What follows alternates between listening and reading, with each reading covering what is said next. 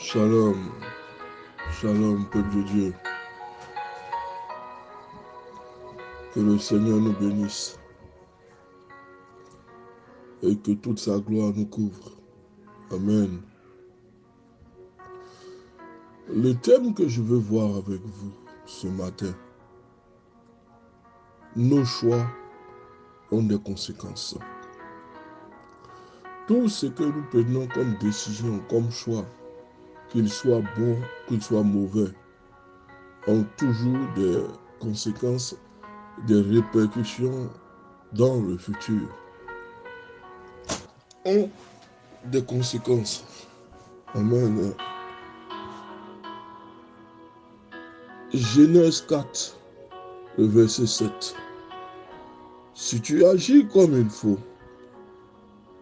tu reprendras le dessus. Sinon, le péché est à ta porte. Dieu est en train d'avertir Caïn. Caïn avait déjà dans le cœur la jalousie et la haine, comme son frère Abel. Mais au lieu d'avoir un comportement qui va lui permettre de reprendre la main, Caïn avait quelque chose dans le cœur dont il voulait assouvir cela, c'est-à-dire tuer son frère Abel. Genèse 4, le verset 7. Si tu agis comme il faut, tu reprendras le dessus. Sinon, le péché est à ta porte.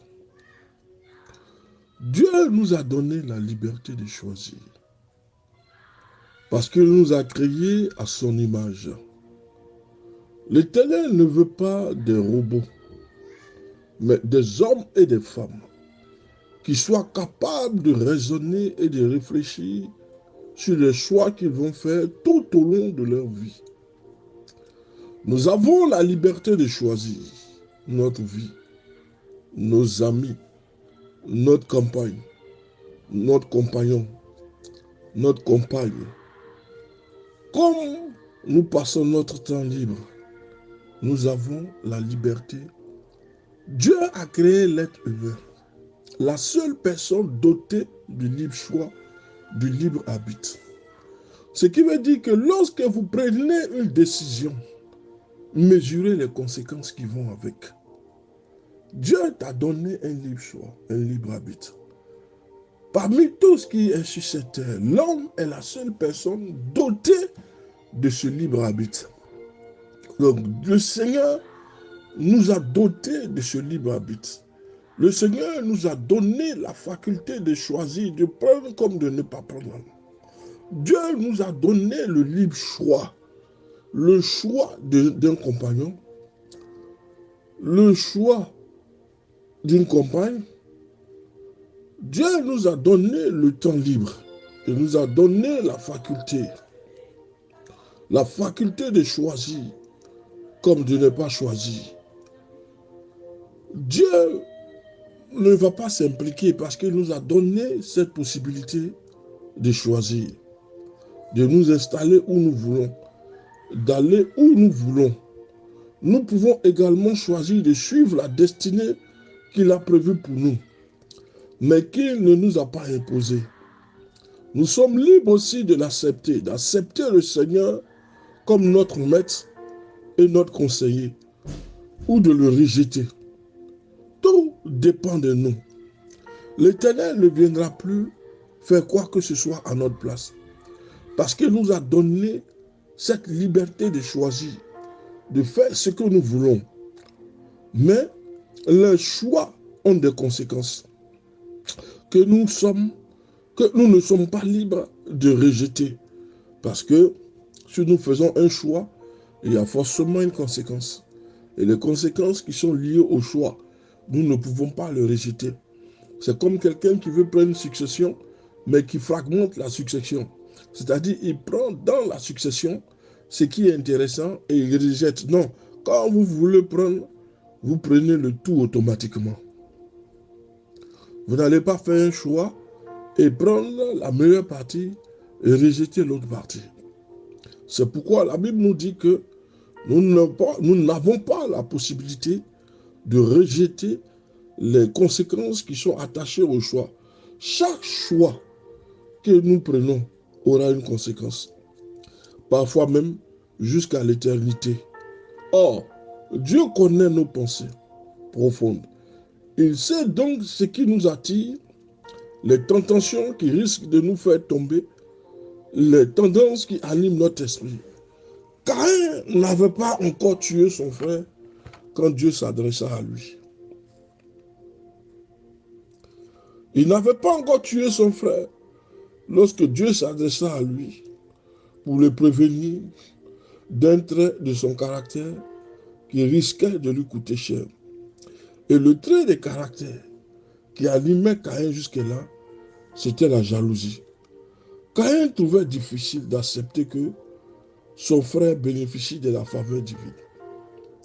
Il ne pouvait pas accepter cela. C'est pourquoi le Seigneur, sachant ce qui animait déjà le cœur de Caïn, a commencé à dire, si tu agis comme il faut, tu reprendras le dessus. Sinon, le péché est à ta porte. Tous les choix que nous faisons sont liés à des conséquences. Et les conséquences, nous ne pouvons pas les rejeter parce qu'elles sont liées aux choix que nous prenons, aux actes que nous posons. Dieu avait pourtant prévenu Caïn. Fais attention, reprends, ressaisis-toi, sinon le péché est déjà à ta porte. Dieu l'avait déjà averti. Dieu l'avait prévenu de son trait de caractère qui risquait de coûter cher. La jalousie. Caïn trouvait difficile d'accepter que son frère bénéficie de la faveur divine. Il ne voulait pas imiter Abel. Dieu avertit Caïn. Si tu agis comme il faut, tu reprendras le dessus. Sinon le péché est à la porte. Il désire te dominer, mais c'est à toi de dominer le péché. Il est inconcevable que dans les familles, il y ait la jalousie entre frères. Dans l'église, il y a des jalousies entre frères. Les cœurs ne sont pas circoncis. Satan a commencé à dominer cette famille comme l'église. Nous avons besoin, en tant qu'enfants de Dieu, d'avoir l'autorité de dominer le péché et de ne pas laisser le péché nous dominer. Lorsque le péché nous domine, c'est que Satan a déjà introduit la division dans la famille. Il a déjà introduit l'animosité, les querelles intestines, la compétition inutile. Satan l'a déjà introduit dans la famille. Il y a un problème dans la famille. Il faut prier en sorte que cette division parte. La famille est censée se regrouper, s'aimer, s'unir, s'entraider. Mais lorsqu'il y a les divisions et des querelles fratricides, il n'y a plus la possibilité pour le Seigneur d'agir. Parce que nous avons fait un choix comme Caïn, celui de détruire. Si ce n'est pas moi qui suis élevé dans la famille, personne d'autre ne pourrait être élevé. Dieu avait déjà averti Caïn. Il n'appartient pas au péché de dominer un chrétien. Mais c'est le chrétien qui doit dominer le péché. La faveur divine est pour ceux qui acceptent d'obéir Dieu plutôt que de suivre les désirs. Caïn n'accepte pas l'avertissement divin et Caïn va tuer son frère. Il fut donc chassé de la présence de Dieu. Jusqu'à son dernier jour, il allait être poursuivi par la mémoire de son crime. C'est pourquoi le Seigneur dit, ne tuez pas Caïn. Le Seigneur a mis une marque sur Caïn. La marque de Caïn. La jalousie entre frères et sœurs. L'orgueil, la compétition inutile. Dieu n'a pas besoin de ça.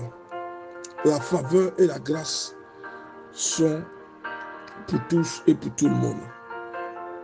Dieu ne fait exception de personne. Au contraire, il avertit Caïn en disant, si tu agis comme il faut, tu reprendras le dessus.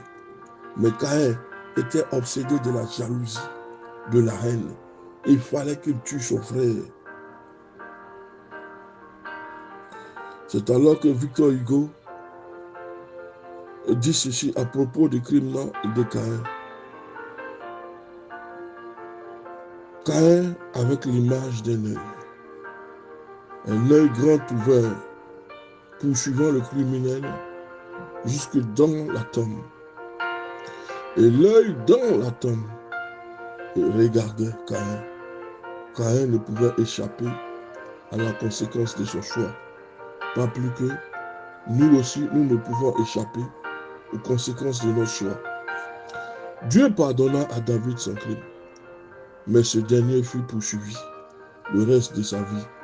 C'est son fils Absalom, dira-t-on, qui a introduit l'épée dans la famille. C'est une conséquence du choix qu'avait fait David. Dieu, Caïn ne pouvait échapper à la conséquence de son choix.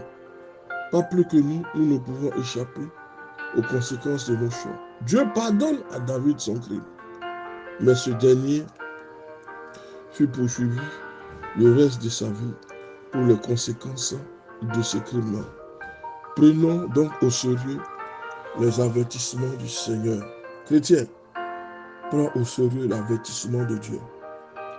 Aujourd'hui, ce qui circule sur la toile, c'est le carnaval de Rio, où les gens ont exalté, ont glorifié Satan. Alors que la Bible nous dit clair, vous ne vous prosternerez devant aucune idole, aucune statue, aucune œuvre faite par les hommes. Mais ce qui a été donné de voir au carnaval de Rio, c'était un rejet de Dieu, une acceptation de Satan.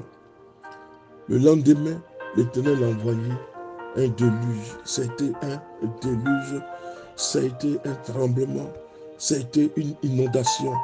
Réfléchissons, frère, aux conséquences de nos choix. Que Dieu nous bénisse.